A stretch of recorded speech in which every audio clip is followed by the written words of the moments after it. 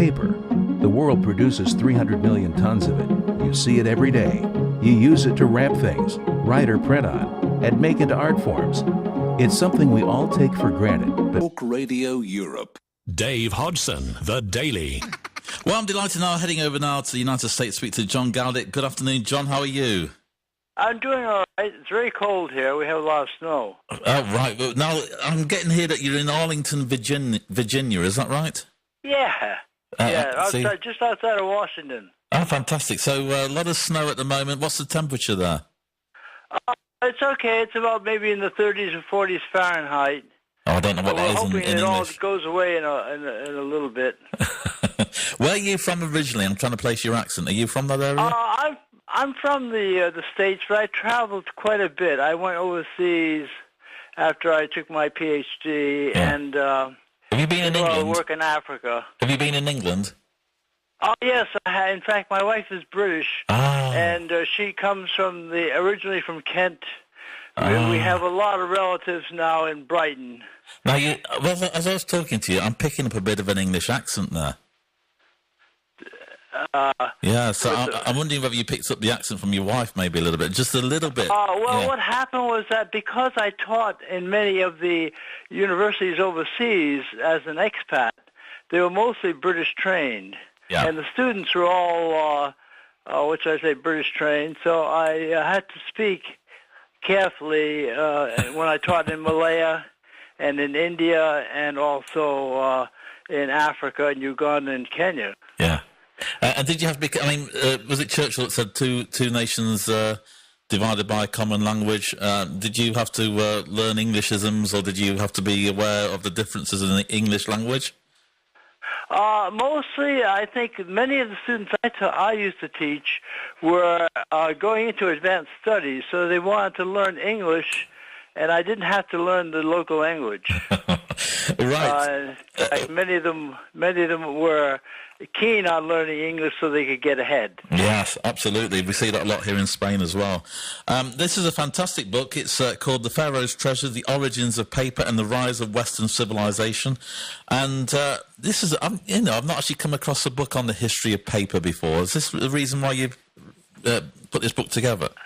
Yes, because there are any number of books and journals and publications that have the history of paper from the point of view of the Chinese invention, which happened at the end of the first century A.D., and then also people were using parchment for a great number of years. And the interest is always in that, the late development by the Chinese. And in parchment, it's never really in the original paper that was invented by the Egyptians. So we're not really focused on this. It's kind of a bit of history that's gone by the wayside. And so tell us, from your book and your perspective, where paper originated from.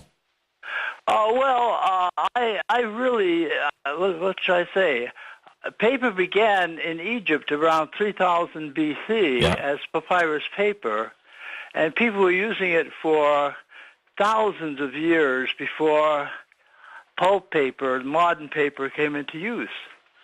You see? And what would be the difference then between the paper that the Egyptians were using, that papyrus paper, or the paper that I'm holding in front of me right now with your book on it?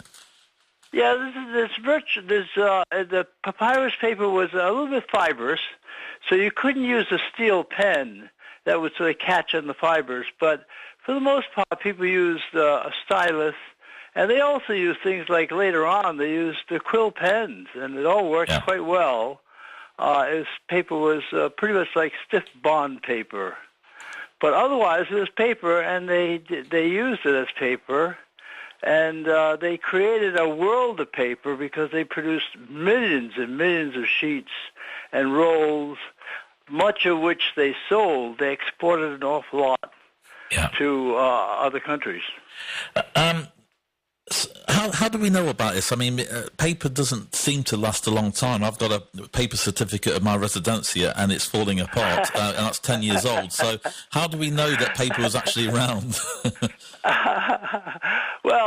There's an awful lot that's still preserved.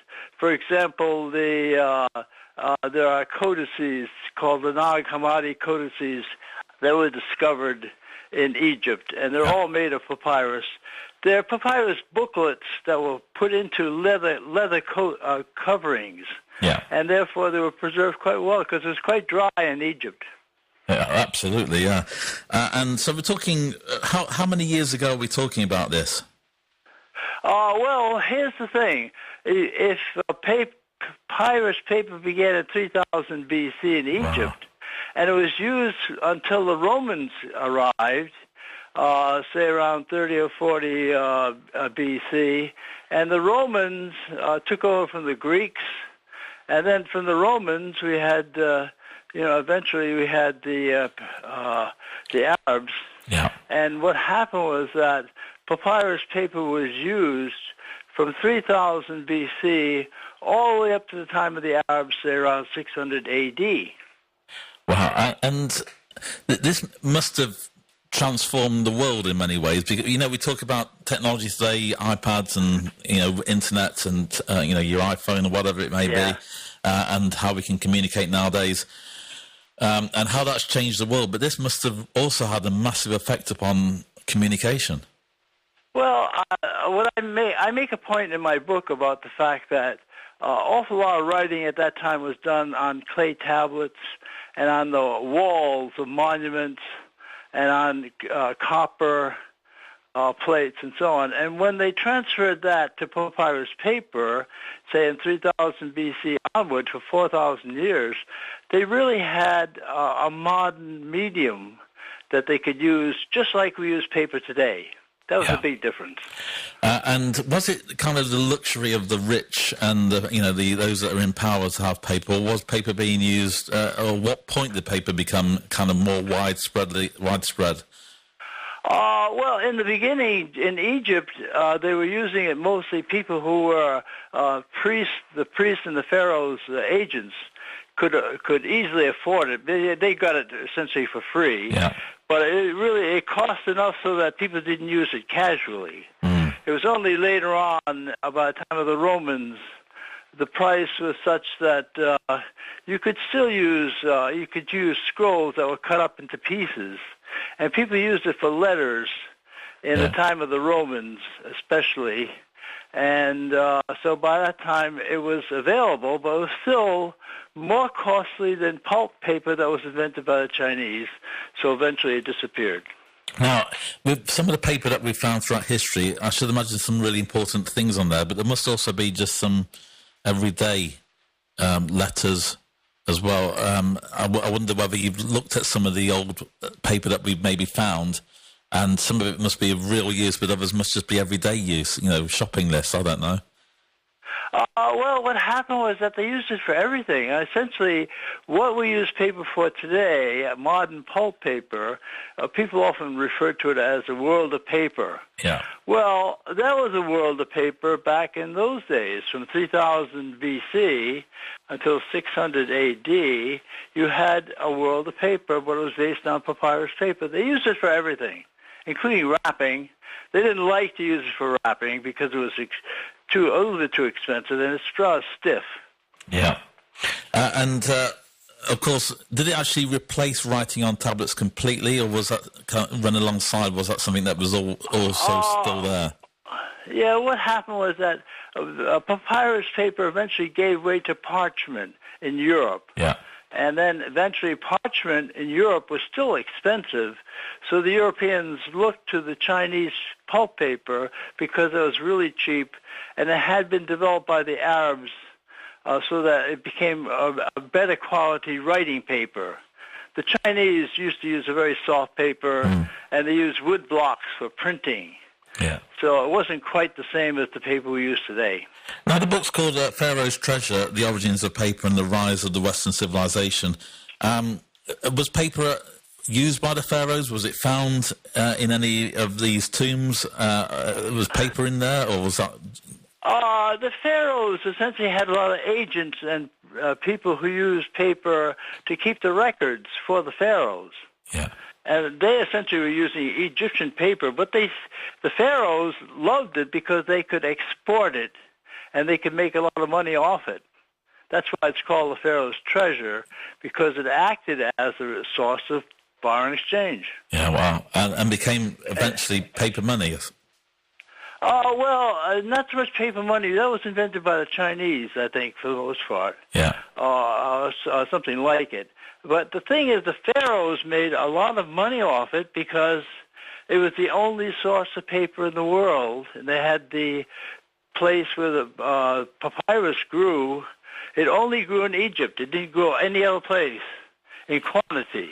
Yeah, wow. And what happened was that they were making a lot of money off of a monopoly. Wow. And I'm looking at one piece of paper here, a photo, I think, from the book, and it's 4,000 years old and was found near the Nile. And it really is quite fascinating to think just the age of some of these artifacts that have been found. Just quite amazing that they're still around today. Why would you say that are they more durable than the paper we have today? Well, the paper we have today, you see, during Victorian times, they used to use a process of mechanical pulping that allowed acids to develop in the paper. So there are places in libraries today, if you go to the British Library, they'll probably show you books that are falling apart that had acid in them. So that paper, say, during Victorian times, was pretty fragile. Yes. And whereas papyrus paper didn't have any problems like that, they simply, you had to keep it dry. If it got too wet, insects would eat it and so on. Yeah. But otherwise, it survived quite well. Well, John, you don't have to go to the British Museum to see books falling apart. You can come to my house because I've got children, and you'll find books that have fallen apart from the 1990s. What about I don't know if you go into this, but as we now become addicted to screens and iPads and so on, there was talk that paper would no longer be used. You know, we wouldn't be reading newspapers, we wouldn't be reading magazines in that way. It doesn't seem to have gone out of fashion. Well, here's the thing. You know, when you, let's say you call up your lawyer and you're talking to him about some business that you want to make sure that people, register, and he'll tell you the same thing.